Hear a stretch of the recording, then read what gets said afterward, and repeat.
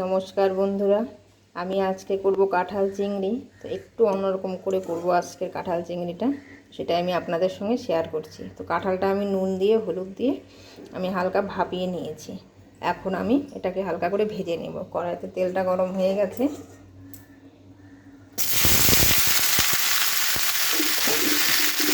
ভালো করে ভেজে নেব।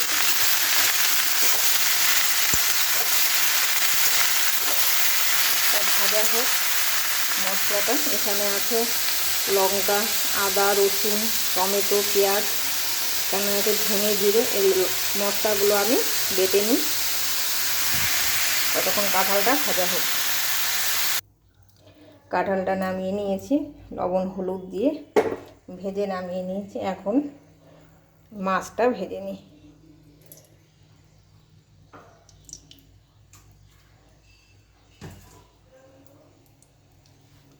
তেলটা গরম হোক।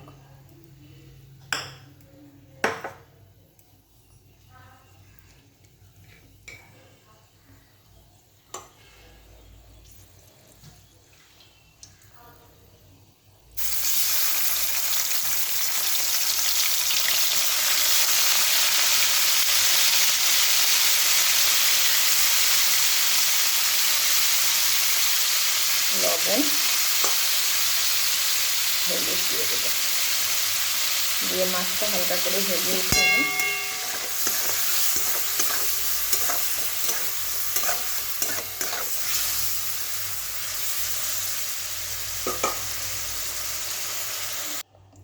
মাছটা উঠিয়ে নিয়েছি। তো এখন এই তেল গরম হয়ে যাচ্ছে। তেল গরমের মধ্যে আমি কতগুলো পেঁয়াজ কেটে রেখেছি, পেঁয়াজগুলোকে ভেজে উঠিয়ে নেব।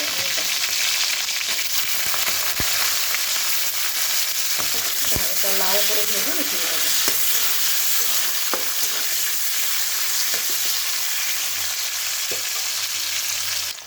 পেঁয়াজটা ভাজা হয়ে গেছে হালকা করে।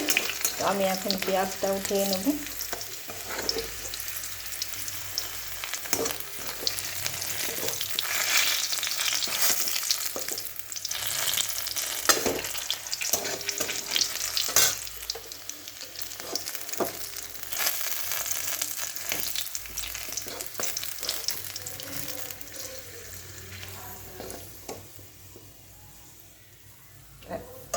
উঠিয়ে নিয়েছি পেঁয়াজটা। এখন এখানে আমি দেব গোটা গরম মশলা, তেজপাতা আর জিরে করে।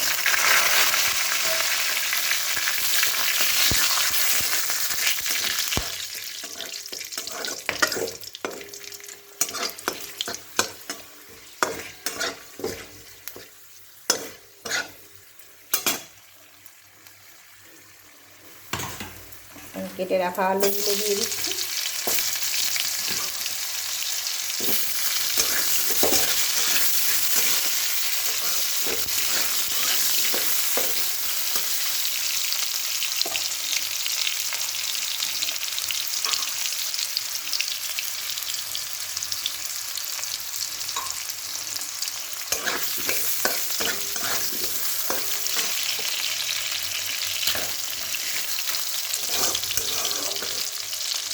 আলু ভাজা হোক।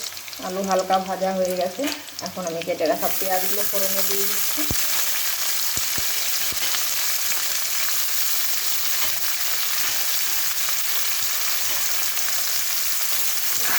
পেঁয়াজ ভাজা হলে কেটে রাখা মশলাগুলো দেব।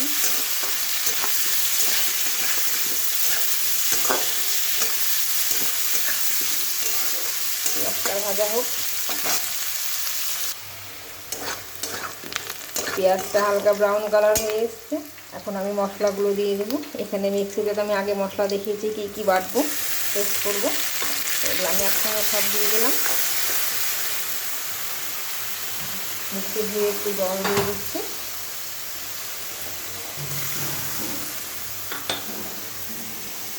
এখানে হবে 1 চামচের মতো, বড় চামচের মতো জিরে বাটা।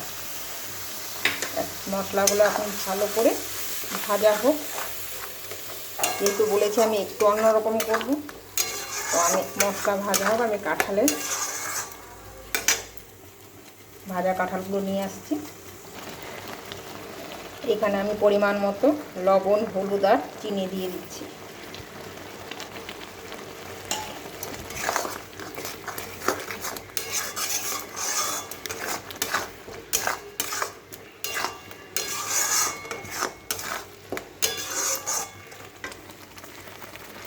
মশলা থেকে তেল ছেড়ে আসে ততক্ষণ মশলাটা আমি ভালো করে ভেজে নিই।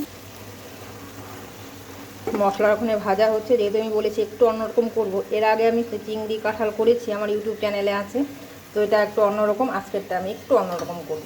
এখানে পেঁয়াজগুলো আছে, চিংড়ি মাছটা আছে, কাঁঠাল আছে। এখানে আমি 2-3 চামচের মতো কাঁঠালের পরিমাণ অনুযায়ী দই দিয়ে দিচ্ছি। দই দিয়ে এটাকে ভালো করে এখন ম্যারিনেট করে রাখবো, আর ওদিকে মশলাটা ভাজা হোক। দই দিয়ে এটাকে ভালো করে ম্যারিনেট করে নিয়ে মশলা ভাজা হোক ওইদিকে, একটু ভালো করে মেখে রাখি আমি।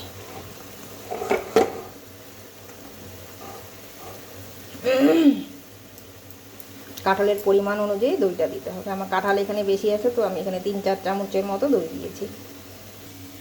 মশলা একদম শুকিয়ে দলা হয়ে এসছে।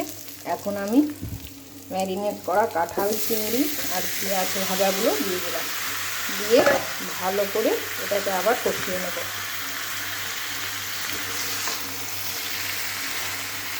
সব কষিয়ে একসঙ্গে এভাবে ভালো করে এখন কষিয়ে নেব। 10 মিনিট কষিয়ে নিয়ে তারপর আমি গরম জল দিয়ে দেবো এটাকে।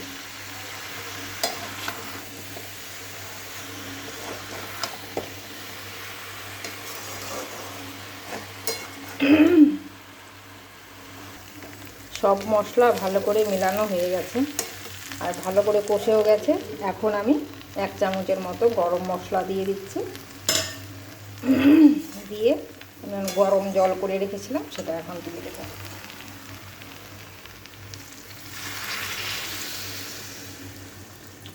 সেদ্ধ হওয়ার জন্য যতটুকু জলের প্রয়োজন যতটুকু জলেই আমি দেবো। দিয়ে আমি এখন এটাকে ঢেকে দিচ্ছি।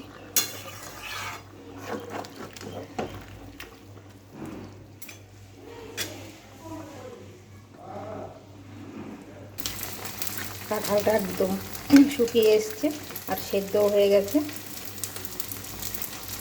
এখন আমি এখানে 1 চামচের মতো 1 চামচ 1.5 চামচের মতো ঘি দিয়ে দেবো।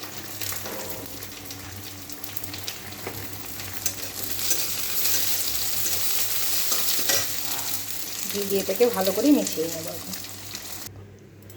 এই রেডি হয়ে গেছে আমার কাঁঠাল চিংড়ি রেসিপি। তো আমি এইভাবে কাঁঠাল চিংড়ি রেসিপিটা করলাম। যদি আপনাদের এই রেসিপিটা ভালো লাগে তো অবশ্যই আমার চ্যানেলটাতে একটা কমেন্ট করে দেবেন, লাইক করে দেবেন।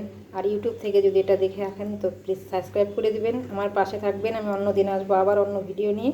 আজকে আমি এখানেই শেষ করছি। নমস্কার।